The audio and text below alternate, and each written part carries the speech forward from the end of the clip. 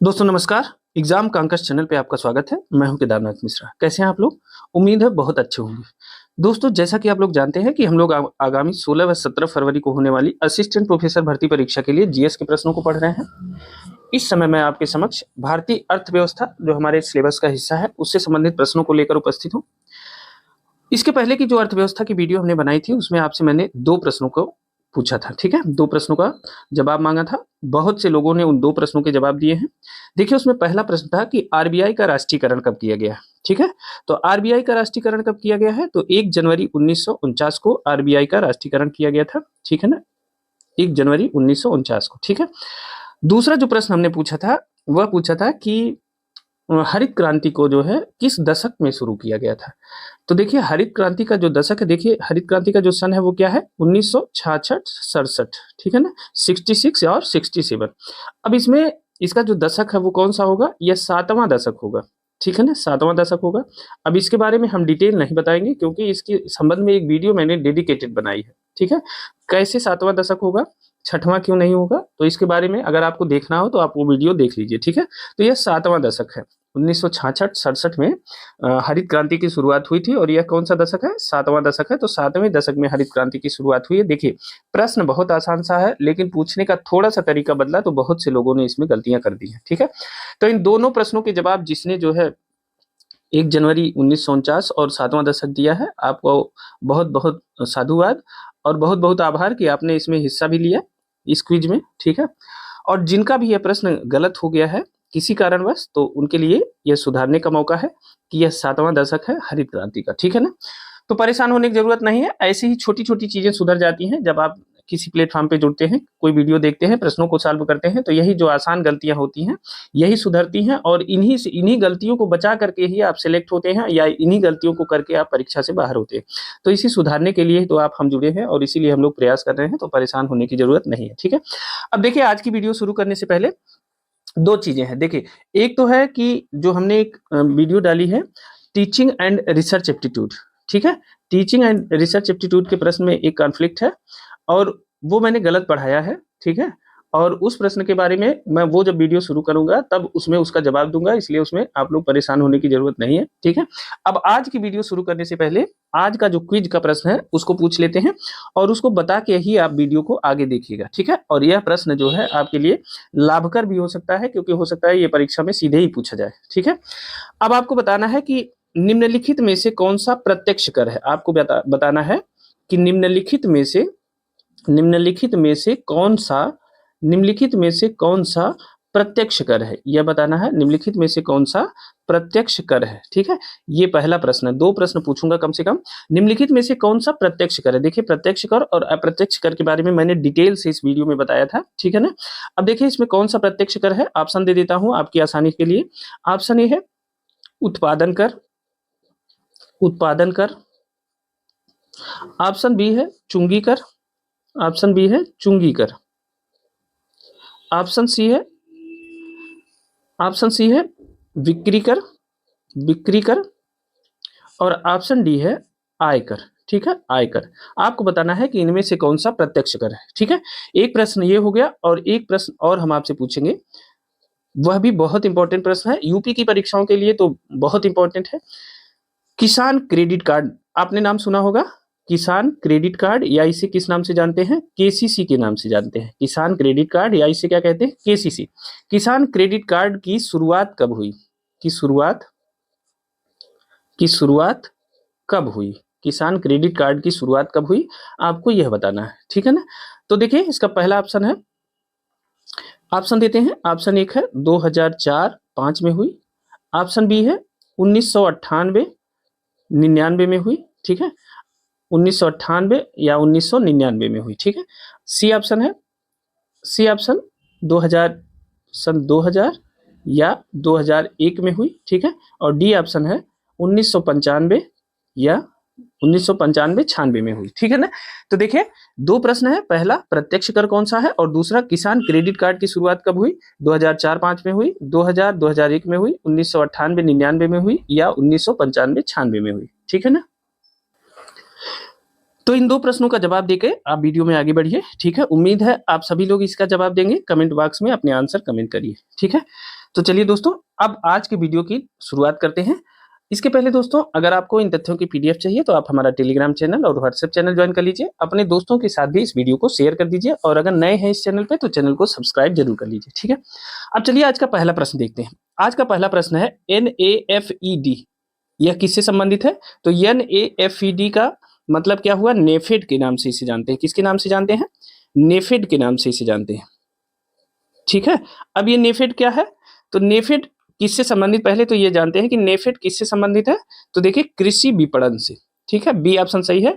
NAFED को आप नेफेड के नाम से जानते हैं और नेफेड किससे संबंधित है? यह कृषि विपणन से संबंधित है, ठीक है ना। अब पहले देख लेते हैं कि नेफेड का फुल फॉर्म क्या होता है, इसको देखते हैं। देखिए NAFED, आपके प्रश्न में यही पूछा गया है, नेफेड। नेफेड का मतलब है, इसका फुल फॉर्म क्या है? नेफेड का फुल फॉर्म है national agricultural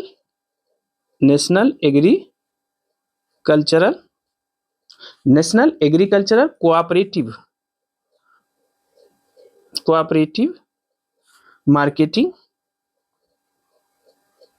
national agricultural cooperative marketing federation of India. क्या है? फेडरेशन ऑफ इंडिया, ठीक है। क्या है? National agricultural cooperative marketing federation of India. इसे हिंदी में क्या कहते हैं? भारतीय, हिंदी में इसे समझ लीजिए, भारतीय राष्ट्रीय कृषि, देखिए भारतीय राष्ट्रीय कृषि सहकारी विपणन संघ। क्या कहते हैं? विपणन, ठीक है, मार्केटिंग विपणन संघ, ठीक है। अब देखिए इसके नाम में क्या है? कृषि सहकारी विपणन संघ। तो कृषि और विपणन तो इसी में है। अगर आपसे यह पूछता पूरा नाम देकर के भारतीय राष्ट्रीय कृषि सहकारी विपणन संघ का संबंध किससे है, तो आप कृषि विपणन मार देते, ठीक है। लेकिन उसने क्या पूछा है? उसका शॉर्ट फॉर्म नेफेड पूछा है। नेफेड किससे संबंधित है? तो नेफेड कृषि विपणन से संबंधित है। अब देखिए नेफेड की स्थापना कब हुई थी? 2 अक्टूबर 1958 को स्थापना कब हुई थी नेफेड की, इसको जान लेते हैं। नेफेड की स्थापना हुई थी 2 अक्टूबर 1958 को नेफेड की स्थापना हुई थी, ठीक है ना। अब यह क्या है? यह राष्ट्रीय स्तर पर एक शीर्ष सहकारी संगठन है और इसका प्रमुख कार्य क्या होता है? यह कृषि वस्तुओं का, जो चुनी हुई कृषि वस्तुएं होती हैं, कृषि वस्तुओं का प्रबंधन करना, ठीक है, प्रबंधन करना, कृषि वस्तुओं का प्रबंधन करना, वितरण करना तथा आयात और निर्यात की भी जिम्मेदारी इसकी होती है। किसकी होती है? आयात व निर्यात की जिम्मेदारी किसकी होती है? नेफेड की, कृषि वस्तुओं की, ठीक है ना। अब देखिए एक लाइन में हम देख लेते हैं कि जो नेफेड का मुख्य उद्देश्य है, देखिए क्या है? कृषि उत्पादों की खरीद और विपणन। क्या करता है ये? कृषि उत्पादों की खरीद करता है और उसका विपणन करता है, ठीक है ना। कृषि उत्पादों की खरीद और विपणन एक उद्देश्य इसका यह है।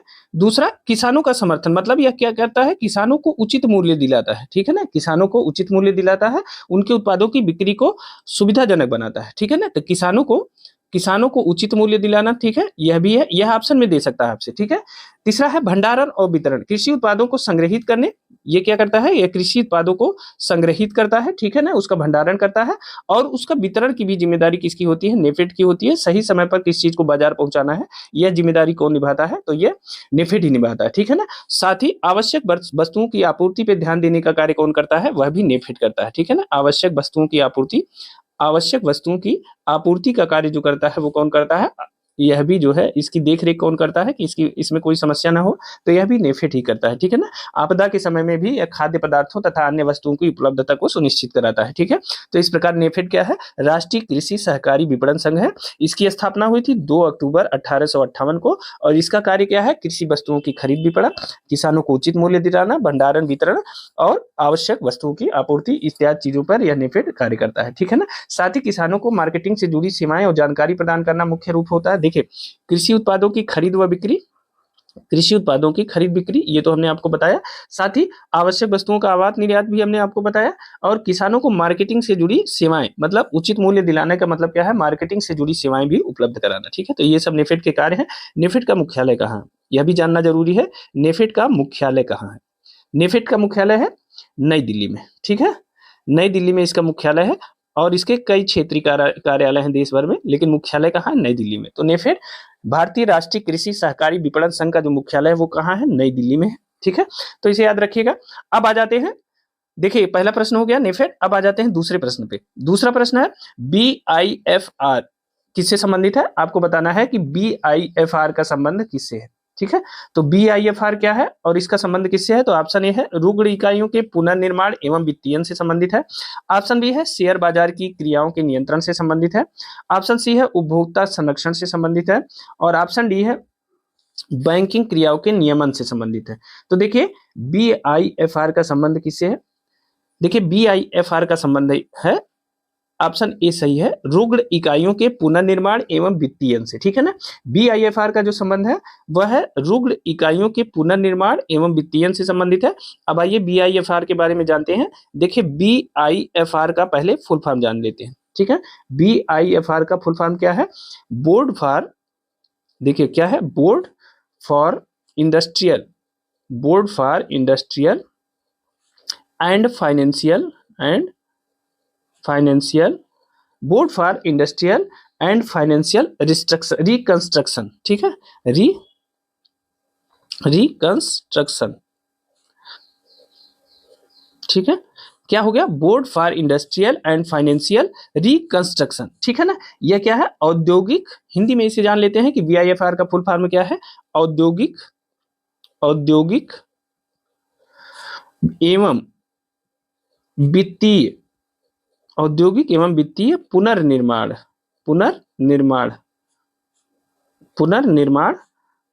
बोर्ड। ठीक है, यह क्या है? औद्योगिक एवं वित्तीय पुनर्निर्माण बोर्ड। तो देखिए BIFR का मतलब board for industrial and financial reconstruction, या इसे कह सकते हैं औद्योगिक एवं वित्तीय पुनर्निर्माण बोर्ड। ठीक है, अब यह क्या है? इसकी स्थापना कब हुई? देखिए इसकी स्थापना सबसे पहले हुई 1985। ठीक है, एक अधिनियम आया इसके लिए, रुग्ण औद्योगिक कंपनी अधिनियम। केंद्र सरकार ने एक अधिनियम लाया इसके लिए, रुग्ण औद्योगिक कंपनी अधिनियम। ये कब आया? ये वर्ष 1985 में आया। ठीक है ना, वर्ष 1985 में एक अधिनियम आया जिसका नाम था रुग्ण औद्योगिक कंपनी अधिनियम। ठीक है, यह वर्ष 1985 में आया और इसके तहत, इसी अधिनियम के तहत वर्ष 1987 में BIFR की स्थापना की गई। ठीक है ना, अब देखिए इसका मुख्य कार्य क्या है? इसका मुख्य कार्य है जो रुग्ण औद्योगिक कंपनियां हैं। ठीक है, रुग्ण औद्योगिक कंपनियों का मतलब क्या है? ऐसी कंपनियां जो बीमार हालत में है। बीमार का मतलब है जो डूबने की कगार पे है। ऐसी कंपनियां जो डूबने की कगार पे हैं, बीमार हालत में है और जिसमें बहुत घाटा लगा है, ऐसी कंपनियों को क्या कहते हैं? रुग्ण औद्योगिक कंपनी कहते हैं। ठीक है, जो डूबने की कगार पे है। ठीक है ना, कगार पर है, ऐसी कंपनियों को क्या कहते हैं? रुग्ण या बीमारू कंपनियां कहते हैं। रुग्ण का मतलब बीमार होता है। ठीक है, तो रुग्ण औद्योगिक कंपनी अधिनियम 1985 के तहत 1987 में BIFR का गठन किया जाता है। और BIFR के गठन के बाद BIFR यह करता है कि जो रुग्ण औद्योगिक कंपनियां हैं, रुग्ण औद्योगिक कंपनियों को बचाने के लिए वो सारे उपाय निर्धारित करता है जिससे उनका पुनर्निर्माण करके सक्षम बनाया जा सके। ठीक है ना, तो यह क्या करता है कि रुग्ण औद्योगिक कंपनियों को बचाने के लिए वह सारे उपाय करता है। यह क्या करता है? रुग्ण औद्योगिक कंपनियों को बचाने के लिए वह सारे उपाय करता है जिससे उनका पुनर्निर्माण करके उन्हें फिर से कार्य सक्षम बनाया जा सके। ठीक है ना, वह अच्छे से काम कर सके और लाभ की स्थिति में आ सके। ठीक है, तो BIFR क्या करता है? Board for industrial and financial reconstruction, या औद्योगिक एवं वित्तीय पुनर्निर्माण बोर्ड का जो काम है वह रुग्ण कंपनियों को बचाने के लिए वह प्रयास करता है। ठीक है, और रुग्ण औद्योगिक कंपनी अधिनियम 1985 के तहत वर्ष 1987 में BIFR का गठन किया गया था। ठीक है ना, उसकी स्थापना की गई थी। ठीक है, अब चलिए आगे देखते हैं।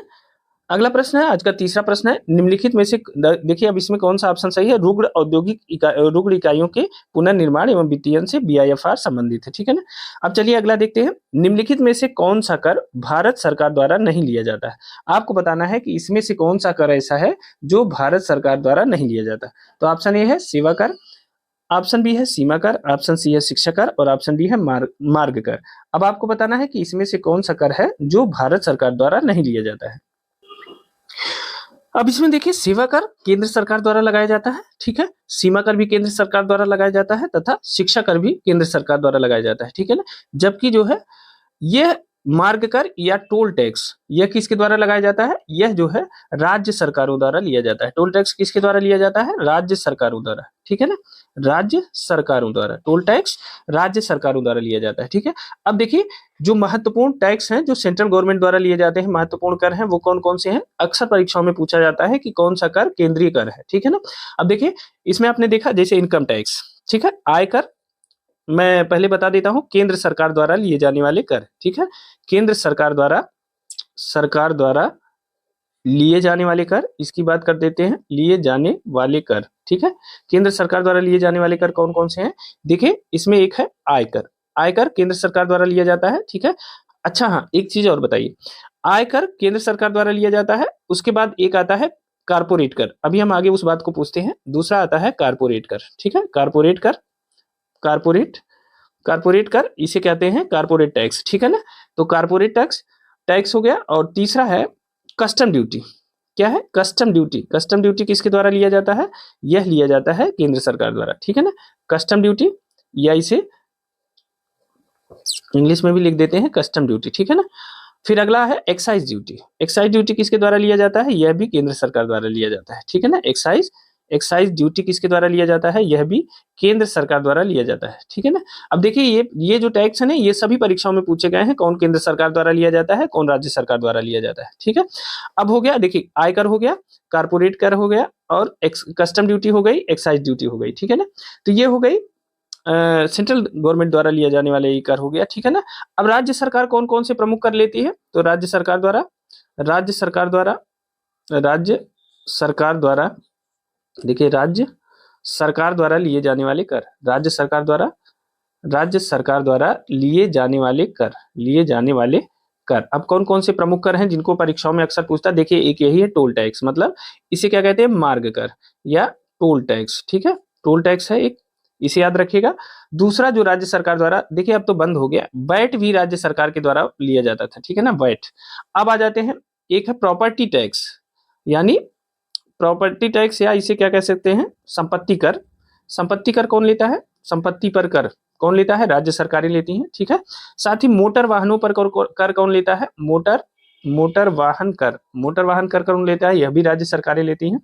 मनोरंजन कर यह इंपॉर्टेंट है, यह भी राज्य सरकारें लेती हैं, ठीक है। मनोरंजन कर यह परीक्षा में पूछा गया है, कई बार पूछा गया है। मनोरंजन कर कौन लेता है? यह भी राज्य सरकारें लेते हैं। एक और बहुत महत्वपूर्ण कर है जिसे अक्सर परीक्षाओं में पूछा जाता है, वह है स्टाम्प ड्यूटी। स्टाम्प ड्यूटी कौन लेता है? स्टाम्प ड्यूटी, ठीक है, या इसे स्टाम्प ड्यूटी, ठीक है, यह कौन लेता है? यह राज्य सरकार लेती है, ठीक है ना। स्टाम्प ड्यूटी यानी स्टाम्पों की खरीद फरोख्त पर लिया जाने वाला जो कर होता है वो कौन लेता है? वह राज्य सरकारें लेती हैं। इसमें आप देखेंगे संपत्ति कर, मनोरंजन कर, स्टाम्प ड्यूटी, और जो है ये सारे जो प्रश्न है प्रश्नों में पूछे गए हैं, ठीक है, कि कौन सा कर राज्य सरकार द्वारा लिया जाता है और कौन सा केंद्र सरकार द्वारा लिया जाता है। तो इस बात को आपको याद रखना चाहिए, ठीक है ना।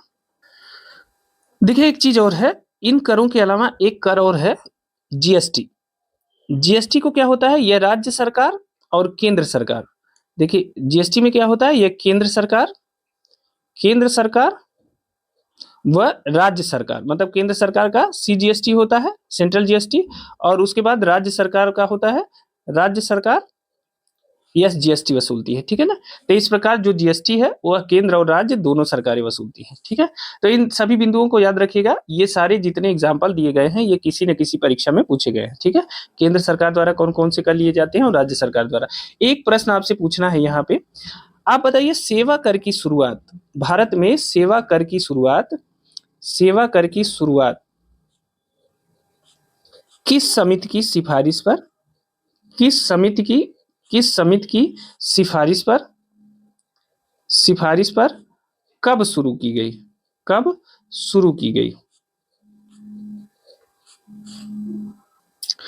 ठीक है, तो कब ये भारत में सेवा कर की शुरुआत किस समिति की सिफारिश पर शुरू की गई थी? आपको इस प्रश्न का उत्तर बताना है, ठीक है ना। ये हमने पढ़ा दिया है, चूंकि यहाँ ध्यान आ गया करों से संबंधित चर्चा हो रही थी, तो मैंने सोचा यह प्रश्न पूछ लेता हूं कि भारत में सेवा कर की शुरुआत किस समिति की सिफारिश पर हुई थी और कब से सेवा कर की शुरुआत की गई, ठीक है ना। इसको बताइएगा आप, हमें इंतजार है आपके जवाब का। अगला प्रश्न देख लेते हैं। अब देखिए इसमें कौन सा सही हो जाएगा, टोल टैक्स हो जाएगा तीसरे प्रश्न का, डी आंसर सही है। टोल टैक्स जो है राज्य सरकारों द्वारा लिया जाता है, ठीक है ना। अब आ जाइए चौथे प्रश्न पे चलते हैं। आज का चौथा प्रश्न है, निम्नलिखित में से कौन सा भारत में सतत विकास लक्ष्यों के कार्यान्वयन के लिए एक नोडल संस्था है, ठीक है। भारत में सतत विकास लक्ष्यों के कार्यान्वयन के लिए एक नोडल संस्था है। कौन सी संस्था? देखिए सतत विकास लक्ष्यों के बारे में आपने जानते हैं और उसके संबंध में हमने एक डेडिकेटेड वीडियो भी बनाई है। 17 सतत विकास लक्ष्य हैं, 17 सतत विकास लक्ष्य हैं, ठीक है ना। सतत विकास लक्ष्य कितने हैं? 17 सतत विकास लक्ष्य हैं और जिन्हें पूरा करना है कब तक? 2030 तक जिन्हें पूरा करना है, ठीक है ना। 2030 तक उन्हें पूरा करना है। तो देखिए भारत में सतत विकास लक्ष्यों के कार्यान्वयन के लिए जो नोडल संस्था वो कौन सी है? वह है नीति आयोग, ठीक है। नीति आयोग भारत में सतत विकास लक्ष्यों के कार्यान्वयन की एक नोडल संस्था है, ठीक है। अब देखिए नीति आयोग की स्थापना कब हुई थी? 1 जनवरी 2015 को, ठीक है ना। 1 जनवरी 2015 को योजना आयोग के स्थान पर नीति आयोग की स्थापना की गई थी। और नीति आयोग का जो फुल फॉर्म है वो क्या है? नेशनल इंस्टीट्यूशन फॉर, यह भी याद रखिएगा क्योंकि यह पूछा जा सकता है, ठीक है। National institution for transforming India, for transforming national institution for transforming India, यह किसका फुल फॉर्म है? यह नीति आयोग का फुल फॉर्म है, ठीक है ना। नीति का फुल फॉर्म है और 1 जनवरी 2015 को इसकी स्थापना हुई थी। आपको पता है कि पदेन प्रधानमंत्री जो होता है, पदेन प्रधानमंत्री, ठीक है, वही इसका अध्यक्ष होता है, ठीक है ना। तो याद रखिएगा जो भारत में सतत विकास लक्ष्यों के कार्यान्वयन के लिए जो नोडल संस्था वो कौन सी है? नीति आयोग है, ठीक है ना। तो इसे याद रखिएगा। अगला देखते हैं, 20 सूत्री आर्थिक कार्यक्रम सर्वप्रथम प्रारंभ किया गया था। आपको बताना है कि 20 सूत्री आर्थिक कार्यक्रम की शुरुआत कब की गई थी? तो ऑप्शन ए है 1969 में, ऑप्शन बी है 1977 में, ऑप्शन सी है 1975 में और ऑप्शन डी है 1980 में। तो आपको बताना है कि 20 सूत्री आर्थिक कार्यक्रम की शुरुआत सर्वप्रथम कब की गई थी, ठीक है। 20 सूत्री आर्थिक कार्यक्रम की शुरुआत कब की गई थी? बताइए जल्दी से। तो देखिए 20 सूत्री आर्थिक कार्यक्रम की शुरुआत की गई थी वर्ष 1975 में, ठीक है ना। तो सी ऑप्शन सही है, वर्ष 1975 में 20 सूत्री आर्थिक कार्यक्रम की शुरुआत की गई थी, ठीक है ना। अब इसका मुख्य उद्देश्य क्या था उस समय? उस समय इसका जो मुख्य उद्देश्य था वह था कृषि एवं औद्योगिक उत्पादन को बढ़ावा देना। क्या था? कृषि एवं औद्योगिक उत्पादन को बढ़ावा देना, ठीक है। औद्योगिक उत्पादन को बढ़ावा देना, ठीक है, बढ़ावा देना। 20 सूत्री आर्थिक कार्यक्रम जो था इसका जो मुख्य उद्देश्य था वह क्या था? कृषि एवं औद्योगिक उत्पादन को बढ़ावा देना, इस बात को याद रखिएगा। इसके अलावा इसमें क्या था? इसमें गरीबी को दूर करने के संबंधित एवं साक्षरता के बिंदु, ठीक है, गरीबी एवं साक्षरता, ठीक है, संबंधी कार्यक्रमों को भी इसमें शामिल किया गया था, ठीक है। इसका मुख्य उद्देश्य क्या था? कि आम आदमी के जीवन में सुधार लाना, ठीक है ना। आम आदमी के जीवन की गुणवत्ता में सुधार लाना, ठीक है, आम आदमी के जीवन की गुणवत्ता में सुधार लाना, ठीक है। तो इस बात को याद रखिएगा।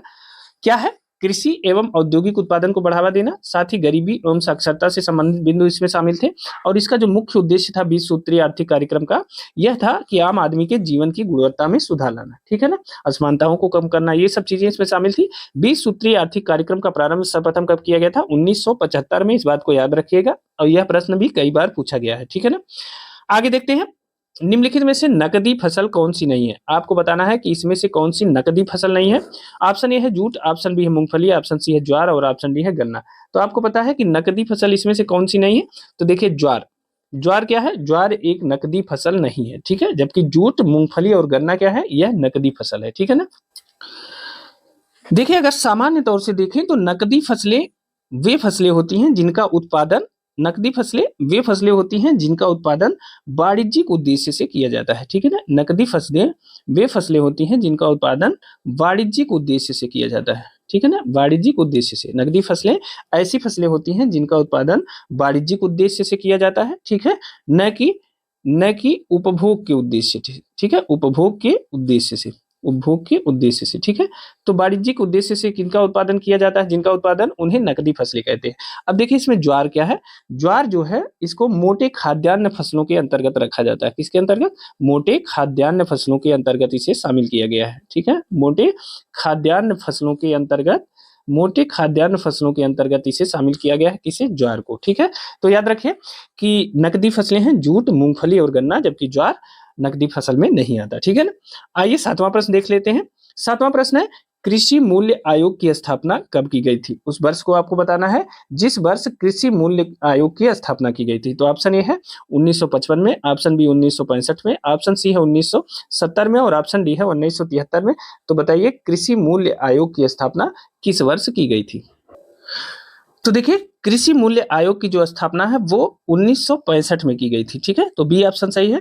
कृषि मूल्य आयोग की स्थापना कब की गई थी? तो 1965 में की गई थी। और इसका उद्देश्य क्या था? इसका उद्देश्य था कृषि उपजों की कीमतों पर, कृषि उपजों की कृषि उपजों की कीमतों पर, ठीक है, इसका उद्देश्य क्या था? कृषि उपजों की कीमतों पर सरकार को सलाह देना, सरकार को सलाह देना। ठीक है ना, सलाह देना। कृषि मूल्य आयोग की स्थापना कब की गई थी? 1965 में की गई थी और इसका उद्देश्य था कृषि उपजों की कीमतों पर सरकार को सलाह देना। इसी उद्देश्य से इसकी स्थापना की गई थी। लेकिन वर्ष 1985 में 1985 में इसका नाम बदल दिया गया और इसका नाम बदल के 1985 में इसका नाम बदल दिया गया और इसका नाम बदल के क्या किया गया?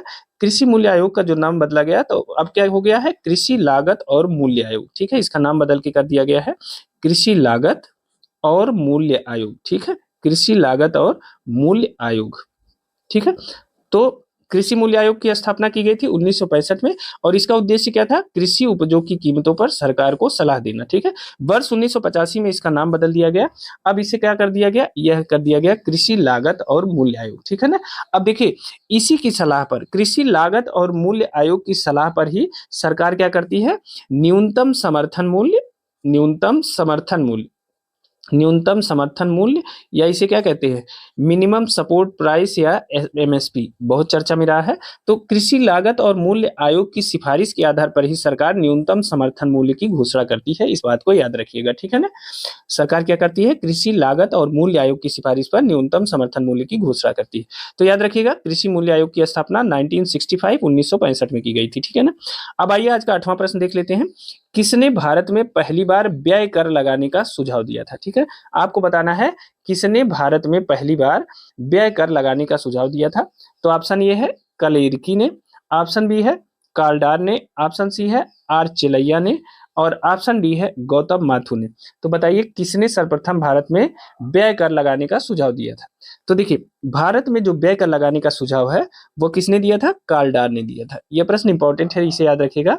काल्डार ने जो है सबसे पहले व्यय कर लगाने का सुझाव दिया था और इसने क्या किया था? इसने संपत्ति तथा संपदा, देखिए संपदा कर और संपत्ति कर, ठीक है, संपदा कर, संपत्ति कर तथा संपदा कर, संपत्ति कर तथा उपहार कर की शुरुआत भी इसने कर दी थी। ठीक है, उपहार कर की शुरुआत भी इसने कर दी थी। किसने? काल्डार ने। ठीक है ना, काल्डार ने क्या किया था? संपदा कर, संपत्ति कर और उपहार कर, इसकी शुरुआत भी कर दी थी और उसने ही सबसे पहले कहा था कि व्यय कर लगाना चाहिए। लेकिन भारत सरकार ने वर्ष 1962 में, कब? 1962 में भारत सरकार ने क्या किया? वर्ष 1962 में भारत सरकार ने इसे समाप्त कर दिया गया। 1962 में व्यय कर को समाप्त कर दिया। किसने समाप्त कर दिया? भारत सरकार ने। ठीक है ना। अब बताइए काल्डार कौन थे? इनके बारे में जान लीजिए। काल्डार कौन थे? यह एक अर्थशास्त्री थे। ठीक है, कैम्ब्रिज के अर्थशास्त्री थे। ठीक है, काल्डार कौन थे? एक कैम्ब्रिज के अर्थशास्त्री थे। कैम्ब्रिज अर्थशास्त्री कह सकते हैं, ब्रिटेन के नागरिक थे। ठीक है, और 1964 में वह ब्रिटेन की जो लेबर सरकार थी उनके सलाहकार रहे। ठीक है, तो ब्रिटेन के थे। ठीक है, और ब्रिटेन की लेबर सरकार में वह सलाहकार भी रहे। इसके अलावा ये कई देशों में सलाह के लिए आमंत्रित किए गए थे। भारत में जब ये आए तो इन्होंने पहली बार व्यय कर लगाने का सुझाव दिया था। किसने? काल्डार ने। और इन्होंने संपदा कर, संपत्ति कर और उपहार कर की शुरुआत भी कर दी थी। लेकिन अब 1962 में भारत सरकार ने व्यय कर को समाप्त कर दिया। इस बात को याद रखिएगा। तो 8वें प्रश्न का बी आंसर सही है। ठीक है, अगला देख लेते हैं। आज का नवा प्रश्न है 11वीं पंचवर्षीय योजना का उद्देश्य क्या है? देखिए पंचवर्षीय योजनाओं का लगभग समापन हो गया है। अब पंचवर्षीय योजनाएं फिर से नहीं बनाई जाती हैं। ठीक है, अब पंचवर्षीय योजनाओं की जगह पे सरकार 3 प्रकार की नई नई योजनाएं बनाने का प्रयास करती है जिनका जल्दी से कार्यान्वयन किया जा सके। ठीक है, तो पंचवर्षीय योजनाओं की जो समाप्ति हुई वो 12वीं पंचवर्षीय योजना के बाद, 12वीं पंचवर्षीय योजना के बाद अब कोई पंचवर्षीय योजना अभी तक नहीं आई है। ठीक है, 12वीं पंचवर्षीय योजना अभी तक की आखिरी योजना है, ठीक है, आखिरी है, आखिरी पंचवर्षीय योजना है, आखिरी है, ठीक है, तो इसे याद रखिएगा। तो देखिए जो 12वीं पंचवर्षीय योजना का जो मुख्य उद्देश्य है उसको बताना है आपको। देखिए ऑप्शन ए है निर्धनता उन्मूलन, ऑप्शन बी है समाविष्ट आर्थिक वृद्धि, ऑप्शन सी है सामाजिक न्याय के साथ विकास और ऑप्शन डी है अल्पसंख्यकों का विकास, ठीक है। तो 11वीं पंचवर्षीय योजना का जो मुख्य उद्देश्य वह क्या है, वह है समाविष्ट आर्थिक वृद्धि, ठीक है। इसे क्या कहते हैं, इसे कहते हैं इंक्लूसिव, इसे क्या कहते हैं, inclusive economic, inclusive economic growth, ठीक है, इंक्लूसिव इकोनॉमिक ग्रोथ। तो 11वीं पंचवर्षीय योजना का उद्देश्य क्या है, समाविष्ट आर्थिक वृद्धि या इसे कहते हैं इंक्लूसिव इकोनॉमिक ग्रोथ, ठीक है। तो इसे याद रखिएगा, 11वीं पंचवर्षीय का योजना का जो मुख्य उद्देश्य वह है समाविष्ट आर्थिक वृद्धि, ठीक है। अगला देखते हैं, 10वां प्रश्न है, भारत में धीमी कृषि विकास गति के लिए निम्नलिखित में से कौन प्रभावी कारण है। आपको बताना है कि भारत में जो कृषि विकास की दर धीमी है उसके लिए प्रभावी कारण कौन सा है। ऑप्शन ए है ग्रामीण निर्धनता, ऑप्शन बी है शहरी निर्धनता, ऑप्शन सी है कुशल श्रमिक और ऑप्शन डी है शहर से गांव की ओर पलायन, ठीक है। तो आपको बताना है कि भारत में धीमी कृषि विकास गति के लिए कौन सा प्रभावी कारण है, ठीक है ना। अब देखिए ध्यान से देखिए कि भारत में धीमी कृषि विकास के लिए कौन प्रभावी कारण है, बताइए। देखिए ग्रामीण निर्धनता, ठीक है। देखिए शहरी निर्धनता का कृषि विकास पे कोई फर्क नहीं पड़ता है, ठीक है, क्योंकि कृषक तो गांव में रहते हैं। कुशल श्रमिकों का फर्क पड़ता है, लेकिन यह जो है धीमी कृषि विकास के लिए यह जरूरी नहीं है, ठीक है। और अगला है शहर से गांव की ओर पलायन, तो शहर से गांव की ओर नहीं, गांव से शहरों की ओर पलायन होता है, ठीक है। तो भारत में जो धीमी कृषि विकास गति है उसके लिए कौन सा प्रभावी कारण है, तो ग्रामीण निर्धनता उसके लिए प्रभावी कारण है। इसका कारण यह है कि जब ग्रामीणों के पास पैसे नहीं रहते हैं तो वह उन्नत तकनीकी, ठीक है, उन्नत तकनीक का उपयोग अपनी कृषि में नहीं कर पाते, ठीक है। और जब उन्नत तकनीक का प्रयोग नहीं करेंगे, उन्नत तकनीक में कोई निवेश नहीं करेंगे, तो इससे क्या होगी, इसके कृषि की विकास दर धीमी होगी, उत्पादकता कम होगी, ठीक है ना, या उत्पादन जो होगा उसकी क्वालिटी में भी अंतर आएगा। बहुत सी समस्याएं हैं, लागत ज्यादा हो जाएगी अगर आपके पास उन्नत तकनीक नहीं है, ठीक है ना। तो क्या है, जो ग्रामीण निर्धनता है वह धीमी कृषि विकास गति के लिए प्रभावी कारण है, ठीक है। तो ये ऑप्शन सही है। अगला देखते हैं, आज का हमारा 11वां प्रश्न है, निम्नलिखित में से किस अर्थशास्त्री ने 1929-30 की महान मंदी को सुधारने के लिए राजकोषीय नीति के उपाय का उपयोग किया। देखिए यह इंपॉर्टेंट प्रश्न है, किस अर्थशास्त्री ने वर्ष 1929-30 की महान मंदी को सुधारने के लिए राजकोषीय नीति के उपाय का उपयोग किया, इसके बारे में आपको बताना है, ठीक है ना। तो देखिए ऑप्शन एक है प्रोफेसर कीन्स, ऑप्शन बी है प्रोफेसर पीगू, ऑप्शन सी है प्रोफेसर मार्शल और ऑप्शन डी है प्रोफेसर क्राउथर। आपको बताना है कि निम्नलिखित में से किस अर्थशास्त्री ने वर्ष 1929-30 की महान मंदी को सुधारने के लिए राजकोषीय नीति के उपाय का उपयोग किया।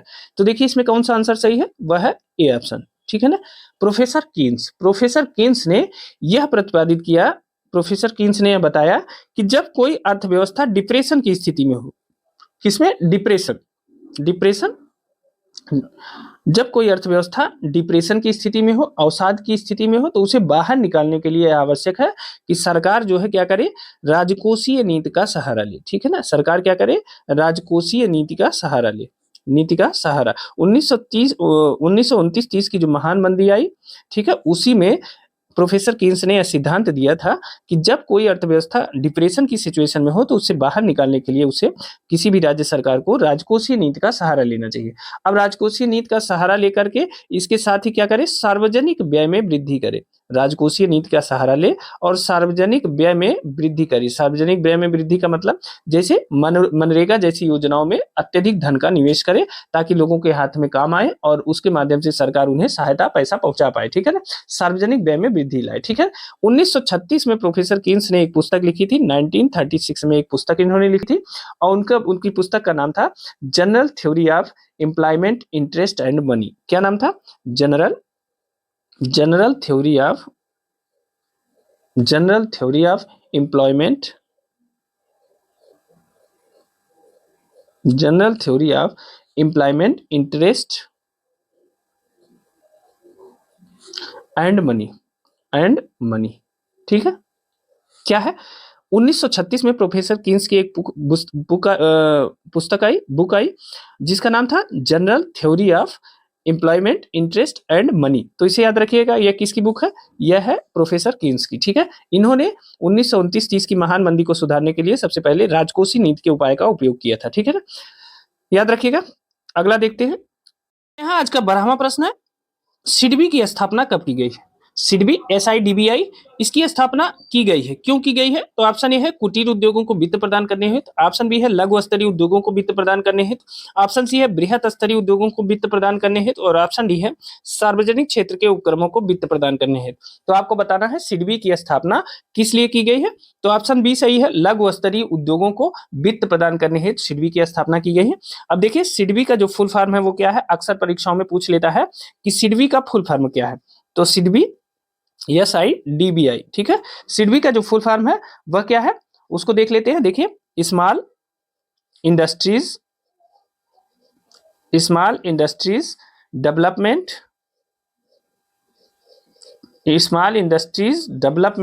Bank of India,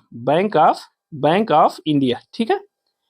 small industries development bank of India, यह है सिडबी का फुल फॉर्म। और सिडबी की स्थापना कब हुई थी? 2 अप्रैल 1990 को, ठीक है। इसको हमने एक वीडियो में बताया भी था। 2 अप्रैल 1990 को जो है सिडबी की स्थापना की गई थी। और इसका मुख्य उद्देश्य क्या था कि भारत में सूक्ष्म लघु, क्या था इसका उद्देश्य? भारत में सूक्ष्म लघु व मध्यम उद्योगों को, सूक्ष्म लघु और मध्यम उद्योगों को वित्तीय सहायता प्रदान करना। क्या प्रदान करना? वित्तीय सहायता प्रदान करना, ठीक है, प्रदान करना। यह किसका उद्देश्य था? यह सिडबी का उद्देश्य था, ठीक है। सिडबी मतलब small industries development bank of India है। और 2 अप्रैल 1990 को सिडबी की स्थापना हुई थी। और इसका मुख्य उद्देश्य क्या था? सूक्ष्म लघु व मध्यम उद्योगों को वित्तीय सहायता प्रदान करना। और इस प्रश्न में देखिए लघु स्तरीय उद्योगों को वित्तीय सहायता प्रदान करना, ठीक है ना। तो ये बी ऑप्शन सही है, इसे याद रखिएगा, ये प्रश्न इंपॉर्टेंट है। अब देखिए अगला प्रश्न है, चिलैया समिति का संबंध किससे है? आपको बताना है कि निम्नलिखित में से चिलैया समिति का संबंध किससे है। तो ऑप्शन ए है प्रत्यक्ष एवं अप्रत्यक्ष कर में सुधार, ऑप्शन बी है बैंकिंग प्रणाली में सुधार, ऑप्शन सी है आयात निर्यात नीति और ऑप्शन डी है इनमें से कोई नहीं। तो आपको बताना है कि चिलैया समिति का संबंध वह किससे है, ठीक है। तो देखिए चिलैया समिति का संबंध किससे है? प्रत्यक्ष एवं अप्रत्यक्ष करों में सुधार से, ठीक है ना। चिलैया समिति का संबंध किससे है? चिलैया समिति का संबंध है प्रत्यक्ष एवं अप्रत्यक्ष करों में सुधार से संबंधित है, ठीक है ना। अब देखिए चिलैया समिति का जब गठन किया गया था, कब किया था? आइए इसके बारे में थोड़ा सा जान लेते हैं, चिलैया कमेटी के बारे में। देखिए भारत सरकार द्वारा चिलैया समिति का गठन कब किया गया था? गठन किया गया था वर्ष 1991 में, ठीक है ना। और इस कमेटी के गठन का जो मुख्य उद्देश्य था वो भारत में टैक्स रिफॉर्म्स था, ठीक है।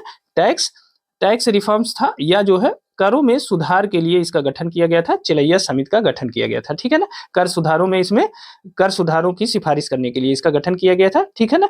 अब इसे बाद में क्या किया इसने, चिलैया समिति ने जो बहुत महत्वपूर्ण सिफारिशें की अपनी रिपोर्ट में, ठीक है। तो इसका गठन प्रत्यक्ष एवं अप्रत्यक्ष कर में सुधार के लिए किया गया था, चिलैया समिति का जो गठन था, और वर्ष 1991 में इसका गठन किया गया था। तो 2 बातें हो गई। अब देखिए चिलैया समिति ने जो अपनी सिफारिशें की, ठीक है, उसमें जो सबसे महत्वपूर्ण चीजें थी कि चिलैया समिति ने ही, एक महत्वपूर्ण बात बताता हूं कि जीएसटी की नींव किसने रखी?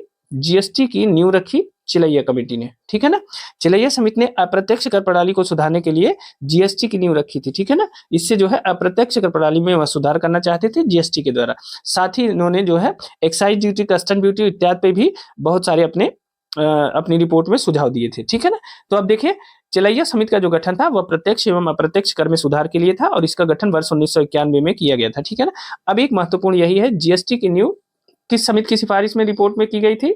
तो वह थी, जीएसटी की नींव रखी गई थी चिलैया समिति की सिफारिश में, ठीक है, उसकी रिपोर्ट में, ठीक है ना। तो ये ऑप्शन सही है, चिलैया समिति का जो संबंध है वह किससे है? प्रत्यक्ष एवं अप्रत्यक्ष करों में सुधार से है। अब आ जाते हैं, आज का 14वां प्रश्न है, भारत में कागजी मुद्रा प्रथम बार कब शुरू की गई थी? आपको बताना है कि भारत में कागजी मुद्रा की शुरुआत पहली बार कब की गई थी। तो ऑप्शन ए है 1862 में, ऑप्शन बी है 1542 में, ऑप्शन सी है 1601 में और ऑप्शन डी है 1880 में। तो आपको बताना है कि भारत में कागजी मुद्रा प्रथम बार कब शुरू की गई थी। अब देखिए भारत में जो कागजी मुद्रा की प्रथम बार शुरुआत हुई थी वो भारत सरकार द्वारा 1862 में की गई थी, ठीक है। तत्कालीन भारत सरकार कौन था? ब्रिटिश गवर्नमेंट थी।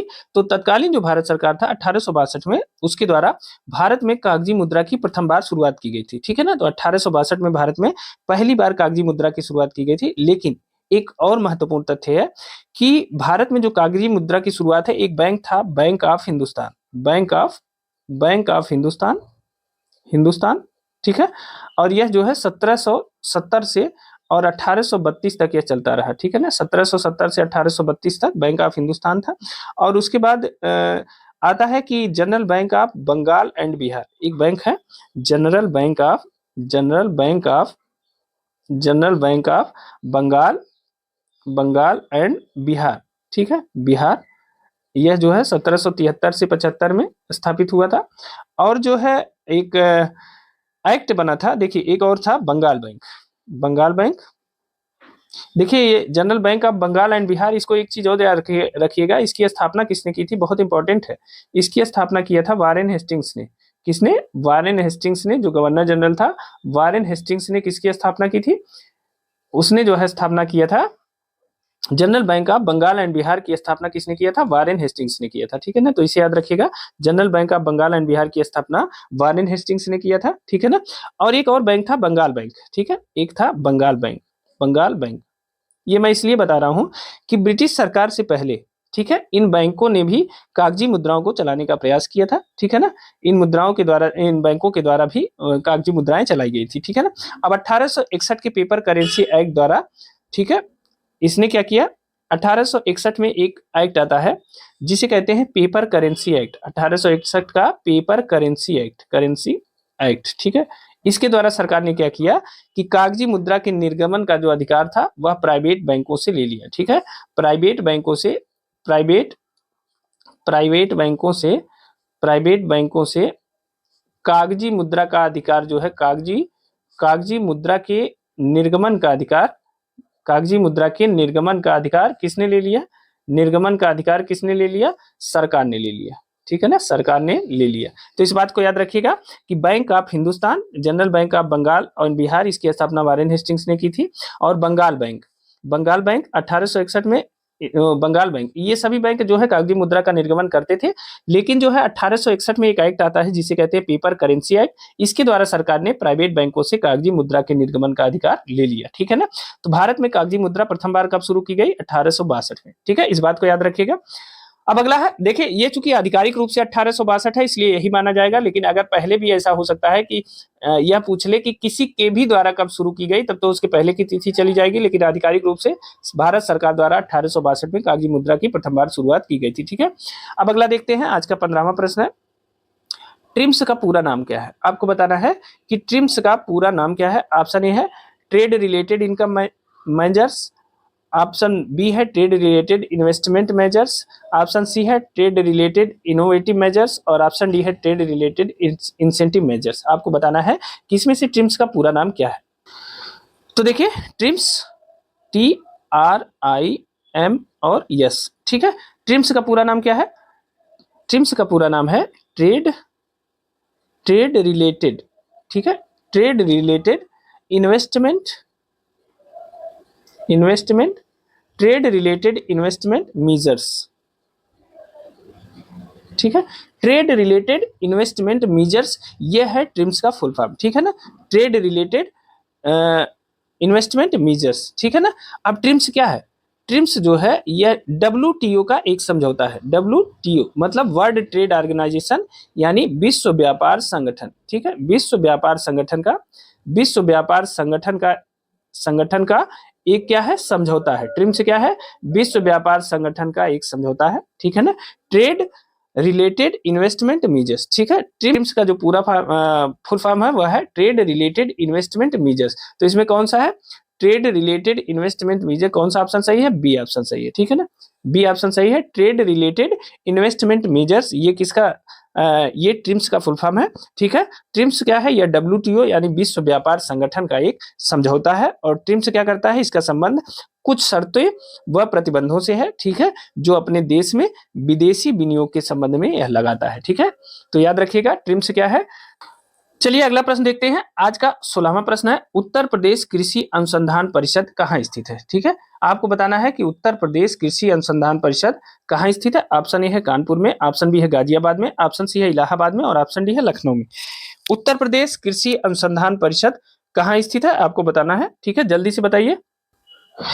तो देखिए उत्तर प्रदेश कृषि अनुसंधान परिषद कहाँ स्थित है? यह स्थित है लखनऊ में, ठीक है, इसे याद रखिएगा। उत्तर प्रदेश कृषि अनुसंधान परिषद कहाँ स्थित है? लखनऊ में है। और इसकी स्थापना कब हुई थी? इसकी स्थापना हुई थी 1989 में। कब हुई थी? 1989 में इसकी स्थापना हुई थी, ठीक है ना। तो उत्तर प्रदेश कृषि अनुसंधान परिषद कहाँ स्थित है? लखनऊ में स्थित है और इसकी स्थापना वर्ष 1989 में हुई थी। इस बात को याद रखिएगा, ठीक है ना, इंपॉर्टेंट है। अगला देखते हैं, आज का 17वां प्रश्न है, भारत सरकार द्वारा शेयर का पूंजी विनिवेश के लिए रंगराजन समिति की नियुक्ति कब की गई थी? ठीक है, भारत सरकार द्वारा शेयर के पूंजी विनिवेश के लिए रंगराजन समिति की नियुक्ति कब की गई थी? तो ऑप्शन ए है 1991 में, ऑप्शन बी है 1993 में, ऑप्शन सी है 1999 में और ऑप्शन डी है 2004 में। तो आपको बताना है कि भारत सरकार द्वारा शेयर का पूंजी विनिवेश के लिए रंगराजन समिति की नियुक्ति कब की गई थी, ठीक है। तो देखिए, भारत सरकार द्वारा जो शेयर का पूंजी विनिवेश के लिए जो कमेटी का गठन किया गया था वह किया गया था वर्ष 1993 में, ठीक है ना। तो बी ऑप्शन सही है। वर्ष 1993 में भारत सरकार द्वारा शेयर का पूंजी विनिवेश के लिए रंगराजन समिति की नियुक्ति की गई थी और इस समिति ने जो है अप्रैल 1993 में अपनी रिपोर्ट सौंपी थी। कब सौंपी थी? अप्रैल 1993 में इस समिति ने अपनी रिपोर्ट सौंपी थी, ठीक है ना। अप्रैल 1993 में रिपोर्ट सौंपी थी, ठीक है, इसे याद रखिएगा। अप्रैल 1993 में रिपोर्ट सौंपी, इसे याद रखिएगा। चलिए अब अगला प्रश्न देख लेते हैं। अगला प्रश्न है, संपदा कर भारत में पहली बार किस वर्ष लागू किया गया था? ठीक है, आपको बताना है कि संपदा कर भारत में पहली बार किस वर्ष में लागू किया गया था, ठीक है। तो ऑप्शन ए है 1991 में, ऑप्शन बी है 1976 में, ऑप्शन सी है 1957 में और ऑप्शन डी है 1948 में। तो आपको बताना है कि संपदा कर भारत में पहली बार कब, किस वर्ष में लागू किया गया था, ठीक है ना। तो देखिए, भारत में पहली बार जो संपदा कर है वो वर्ष 1957 में लागू किया गया था। इस बात को नोट कर लीजिएगा कि संपदा कर भारत में पहली बार 1957 में लागू किया गया था, ठीक है ना। तो इसे इंपॉर्टेंट भी बता देते हैं, ठीक है। संपदा कर भारत में पहली बार किस वर्ष लागू किया गया था? तो 1957 में लागू किया गया था, ठीक है। अब आइए अगला प्रश्न देख लेते हैं। अगला प्रश्न है, भारत में ट्रेजरी बिल बेचे जाते हैं। आपको बताना है कि भारत में जो ट्रेजरी बिल हैं वह किसके द्वारा बेचे जाते हैं, ठीक है। तो ऑप्शन ए है भारतीय रिजर्व बैंक के द्वारा, ऑप्शन बी है राज्य सरकारों के द्वारा, ऑप्शन सी है व्यापारिक बैंकों द्वारा और ऑप्शन डी है सेबी के द्वारा। तो भारत में जो ट्रेजरी बिल है वह किसके द्वारा बेचे जाते हैं? देखिए, ट्रेजरी बिल भारत में सबसे पहले कब शुरू किए गए? पहले यह बताइए कि भारत में ट्रेजरी बिल सबसे पहले कब शुरू किए गए, ठीक है। तो भारत में जो सबसे पहले ट्रेजरी बिल की शुरुआत होती है, भारत में ट्रेजरी बिल की जो शुरुआत होती है वो कब होती है? यह सर्वप्रथम 1917 में इन्हें जारी किया गया था। कब? इन्हें सर्वप्रथम 1917 में जारी किया गया था, मतलब अंग्रेजी शासन था और सबसे पहले 1917 में इन्हें जारी किया गया था। अब ट्रेजरी क्या होता है? ट्रेजरी जो है यह आरबीआई द्वारा, ट्रेजरी की जो विशेषता है यह आरबीआई द्वारा नीलामी के माध्यम से, नीलामी या बोली द्वारा बेचे जाते हैं, ठीक है ना। ट्रेजरी क्या है? ट्रेजरी बिल जो है सबसे पहले इसकी शुरुआत कब हुई थी? वर्ष 1917 में इसे जारी किया गया था। ट्रेजरी क्या है? नीलामी या बोली के द्वारा इन्हें बेचा जाता है और इनका मूल्य वर्ग, ठीक है, जो ट्रेजरी का जो मूल्य वर्ग होता है, यह विशेषता होती है। ट्रेजरी का जो मूल्य वर्ग होता है, ट्रेजरी का मूल्य वर्ग जो होता है वह क्या होता है? 25,000 होता है या उसके गुणक में होता है, ठीक है। ट्रेजरी का जो मूल्य होता है वह क्या होता है? 25,000 या उसके गुणक में 25,000, जैसे 25,000, 50,000, 75,000, ठीक है, 1,00,000, ठीक है। तो इस प्रकार से उनके गुणक में होता है, 25 होता है, 50 सब उसके गुणक में है, ठीक है, इसका मूल्य होता है। और इसका जारी करने का जो उद्देश्य है, बताइए सरकार ट्रेजरी क्यों जारी करती है? तो ट्रेजरी जारी करने का जो उद्देश्य है, उद्देश्य क्या है ट्रेजरी जारी करने का? इसका जारी करने का जो उद्देश्य है वह है सरकार के अतिरिक्त खर्चों के लिए,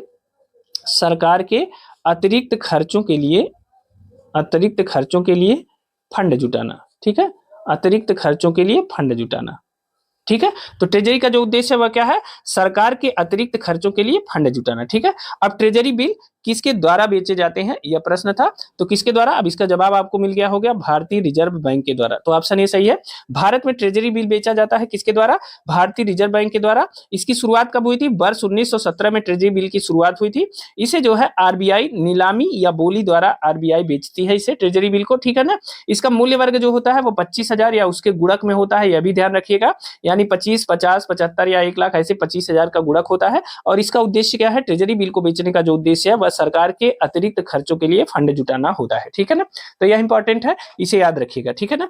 अगला देखते हैं, 20वां प्रश्न है, राज्य भविष्य निधि के अंतर्गत सरकार जो मुद्रा पाती है उसको कहां जमा करती है। राज्य भविष्य निधि के अंतर्गत सरकार जो मुद्रा पाती है उसे कहां जमा किया जाता है। तो ऑप्शन यह है आकस्मिक निधि में, ऑप्शन बी है संयुक्त निधि में, ऑप्शन सी है सामान्य विकास निधि में, और ऑप्शन डी है सार्वजनिक लेखा निधि में, ठीक है। तो आपको बताना है कि राज्य भविष्य निधि के अंतर्गत जो सरकार मुद्रा पाती है उसे कहां जमा करती है, ठीक है। तो राज्य भविष्य निधि के अंतर्गत सरकार को जो मुद्रा मिलती है उसे कहां जमा किया जाता है, तो उसे जमा किया जाता है सार्वजनिक लेखा निधि में, ठीक है ना। तो डी ऑप्शन सही है, राज्य भविष्य निधि के अंतर्गत सरकार को जो मुद्रा मिलता है वह सार्वजनिक लेखा निधि में जमा होता है, ठीक है ना। आपको पता है कि भारतीय संविधान में जो है केंद्र सरकार के लिए 3 प्रकार की निधियों की व्यवस्था की गई है, ठीक है। संविधान में 3 प्रकार के लिए निधियों की व्यवस्था की गई है, निधियों की व्यवस्था की गई है, ठीक है। सरकार के लिए संविधान में सरकार के लिए 3 प्रकार की निधियों की व्यवस्था की गई है। पहली कौन सी है, पहली है संचित निधि, भारत की संचित निधि है, ठीक है, एक ये है। दूसरी निधि कौन सी है, भारत की सार्वजनिक लेखा निधि, ठीक है, सार्वजनिक लेखा निधि, ठीक है, लेखा निधि, ठीक। और तीसरी कौन सी है, यह है भारत की आकस्मिक निधि। तीसरी कौन सी है, भारत की आकस्मिक निधि, आकस्मिक निधि, ठीक है। अब बताइए संचित निधि इस किसका नियंत्रण होता है, इस पर होता है संसद का, ठीक है ना। आकस्मिकता निधि पे किसका नियंत्रण होता है, यह होता है राष्ट्रपति का, ठीक है, राष्ट्रपति का। इस प्रकार से एक है सार्वजनिक लेखा निधि। अब देखिए 3 प्रकार की निधियां हैं, ठीक है। इन तीनों प्रकार की निधियों में क्या होता है कि ये तीनों सेंट्रल गवर्नमेंट के लिए है, मतलब 3 प्रकार की निधियां केंद्र सरकार के लिए संविधान में व्यवस्था है, ठीक है। तो संचित निधि और भारत की सार्वजनिक लेखा निधि और आकस्मिक निधि। अब देखिए भविष्य निधि, भविष्य निधि का मतलब क्या होता है, प्रोविडेंट फंड, ठीक है, पीएफ जिसे कहते हैं। राज्य भविष्य निधि, राज्य भविष्य निधि के अंतर्गत सरकार जो धन पाती है उसे कहां जमा करती है, उसको सार्वजनिक लेखा निधि में जमा करती है, ठीक है ना। सार्वजनिक लेखा निधि में जमा करती है कौन, सरकार, ठीक है। तो इसे याद रखिएगा। एक चीज और यहां याद रखिएगा, देखिए अनुच्छेद 266, ठीक है, अनुच्छेद 266 में संचित निधि का उल्लेख किया गया है, इस बात को याद रखिएगा। अनुच्छेद 266 किससे संबंधित है, संचित निधि से संबंधित है। और अनुच्छेद 267 किससे संबंधित है, अनुच्छेद 267 का संबंध है, अनुच्छेद 267 का संबंध है आकस्मिकता निधि से, ठीक है। तो इसे भी याद रखिएगा, संचित निधि और आकस्मिकता निधि, इन दोनों को याद रखिएगा। अनुच्छेद 266 संचित निधि से संबंधित है और अनुच्छेद 267 आकस्मिक निधि से संबंधित है, ठीक है ना।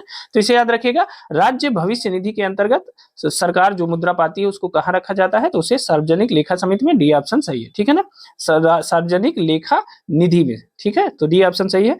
अगला देखते हैं 21वां प्रश्न है, निम्नलिखित राज्यों में से किसमें 2011 में जनसंख्या में ऋणात्मक वृद्धि अंकित की गई थी। आपको बताना है कि वर्ष 2011 की जनगणना में किसकी जनसंख्या में ऋणात्मक वृद्धि दर्ज की गई थी, ठीक है। तो 2011 की जनगणना में ऑप्शन ए है Kerala, option B Goa, option C Nagaland और ऑप्शन डी मेघालय। आपको बताना है कि 2011 की जनगणना में जनसंख्या में ऋणात्मक वृद्धि दर्ज करने वाला राज्य कौन सा है। तो देखिए नागालैंड, नागालैंड जो है वर्ष 2011 में जनसंख्या में ऋणात्मक वृद्धि दर्ज करने वाला राज्य है, ठीक है। तो इसे इतना ही याद रखिए कि नागालैंड में वर्ष 2011 में जनसंख्या में ऋणात्मक वृद्धि दर्ज की गई, ठीक है ना। अब आइए अगला देखते हैं, 22वां प्रश्न है, स्मार्ट मनी शब्द का प्रयोग होता है। स्मार्ट मनी शब्द का प्रयोग किसके लिए होता है, तो ऑप्शन ए है इंटरनेट बैंकिंग में, ऑप्शन बी है क्रेडिट कार्ड में, ऑप्शन सी है बैंक में बचत खाता में, ऑप्शन डी है बैंक में चालू खाता में। तो आपको बताना है कि स्मार्ट मनी शब्द का प्रयोग होता है वो कहाँ होता है, किसके लिए होता है, तो क्रेडिट कार्ड। स्मार्ट मनी शब्द का प्रयोग किसमें होता है, क्रेडिट कार्ड में होता है, ठीक है ना। स्मार्ट मनी शब्द का प्रयोग क्रेडिट कार्ड के लिए किया जाता है और आरबीआई जो है इसके लिए सूचना तकनीक को बढ़ावा देता है, ठीक है। क्रेडिट कार्ड और स्मार्ट कार्ड जो है आदि का उपयोग करते हुए आरबीआई क्या करता है, अपनी पहुंच अधिक से अधिक ग्राहकों तक बनाता है, पहुंचाता है, ठीक है। तो स्मार्ट मनी शब्द का प्रयोग किसके द्वारा किया जाता है, क्रेडिट कार्ड के द्वारा किया जाता है, क्रेडिट कार्ड के लिए किया जाता है, ठीक है ना। स्मार्ट मनी क्रेडिट कार्ड से संबंधित है, ठीक है। अगला देखते हैं 23वां प्रश्न है, निम्नलिखित में से कौन सा कथन सही नहीं है। आपको बताना है कि इनमें से कौन सा कथन सही नहीं है। तो ऑप्शन ए है आरबीआई देश का केंद्रीय बैंक है। तो बताइए यह सही है कि नहीं, आरबीआई देश का केंद्रीय बैंक है, सही है कि नहीं सही है, बताइए जल्दी से। तो आरबीआई देश का केंद्रीय बैंक है, सही है। आरबीआई केंद्रीय एवं राज्य सरकारों का बैंकर है, बिल्कुल सही है, यह भी सही है। आरबीआई देश के विदेशी विनिमय निधि का अभिरक्षक है, यह भी सही है। आरबीआई की स्थापना 1949 में हुई थी, नहीं, यह गलत है, ठीक है। आरबीआई की स्थापना कब हुई थी, आरबीआई को की स्थापना हुई थी 1 अप्रैल 1935 को आरबीआई की स्थापना हुई थी, ठीक है ना। और कहाँ हुई थी? कलकत्ता में, ठीक है। वर्तमान में कोलकाता कहते हैं इसे, और उस समय क्या नाम था इसका? 1 अप्रैल 1935 को कलकत्ता में आरबीआई की स्थापना हुई थी, ठीक है ना। इसे याद रखिएगा, 1 अप्रैल 1935 को। तो 1949 में इसकी स्थापना नहीं हुई थी, ठीक है ना। वर्तमान में जो है स्थापना कहाँ हुई थी? आरबीआई की स्थापना 1 अप्रैल 1935 को कलकत्ता में। वर्तमान में इसे कोलकाता के नाम से जानते हैं, ठीक है ना। तो देखिए, वर्तमान में कलकत्ता में स्थापित आरबीआई, इसका जो राष्ट्रीयकरण किया गया था वो कब किया गया था?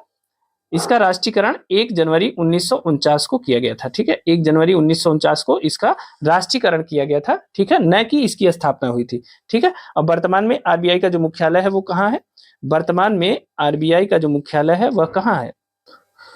तो बताइए, आरबीआई का जो वर्तमान में मुख्यालय है वह कहाँ है? आरबीआई का वर्तमान में मुख्यालय है मुंबई, महाराष्ट्र में। कहाँ स्थित है? मुंबई, महाराष्ट्र में। इस बात को याद रखिएगा, ठीक है ना। तो आरबीआई देश का केंद्रीय बैंक है, बिल्कुल सही है। आरबीआई केंद्र एवं राज्य सरकारों का बैंकर है, यह भी सही है। आरबीआई देश के विदेशी विनिमय निधि का अभिरक्षक है, यह भी सही है, ठीक है। आरबीआई की स्थापना कब हुई थी?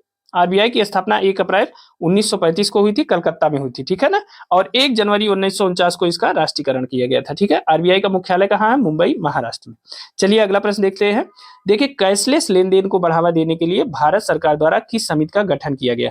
आपको बताना है कि कैशलेस लेन देन को बढ़ावा देने के लिए भारत सरकार द्वारा किस समिति का गठन किया गया। तो ऑप्शन ए है नचिकेत मोर समिति, ऑप्शन बी है शांता कुमार समिति, ऑप्शन सी है एचआर खान समिति, और ऑप्शन डी है नीरज कुमार गुप्ता समिति। तो आपको बताना है कि कैशलेस लेन देन के लिए कैशलेस लेन देन को बढ़ावा देने के लिए भारत सरकार द्वारा किस समिति का गठन किया गया है, ठीक है। अब देखिए, कैशलेस लेन देन को बढ़ावा देने के लिए भारत सरकार ने अब तक क्या किया है? 2 समितियों का गठन किया है। 2 समितियां भारत सरकार ने बनाई हैं कैशलेस लेन देन को बढ़ावा देने के लिए। 2 समितियों में जो पहली समिति है, पहली समिति वह गठित हुई थी नीरज कुमार गुप्ता की अध्यक्षता में, ठीक है ना। पहली समिति नीरज कुमार गुप्ता की अध्यक्षता में गठित हुई थी, ठीक है। पहली समिति कब गठित हुई थी? नीरज कुमार गुप्ता की अध्यक्षता में वर्ष 2016 में, ठीक है। 2016 में या वर्ष मई 2016 में इसका गठन किया गया था नीरज कुमार गुप्ता की अध्यक्षता में, ठीक है। कैशलेस लेन देन को बढ़ावा देने के लिए या नकदी रहित लेन देन को बढ़ावा देने के लिए पहली कमेटी बनी थी नीरज कुमार गुप्ता कमेटी, ठीक है। बाद में जब डीमोनेटाइजेशन हो गया उसके बाद जो है केंद्र सरकार ने फिर से, यह मई 2016 में कमेटी बनी थी, और फिर से केंद्र सरकार ने दूसरी कमेटी 25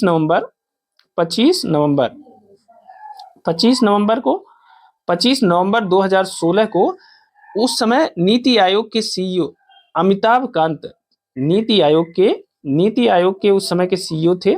नीति आयोग के सीईओ कौन थे? सीईओ थे अमिताभ कांत, ठीक है। अमिताभ कांत, ठीक है। तो 25 नवंबर 2016 को नीति आयोग के सीईओ अमिताभ कांत की अध्यक्षता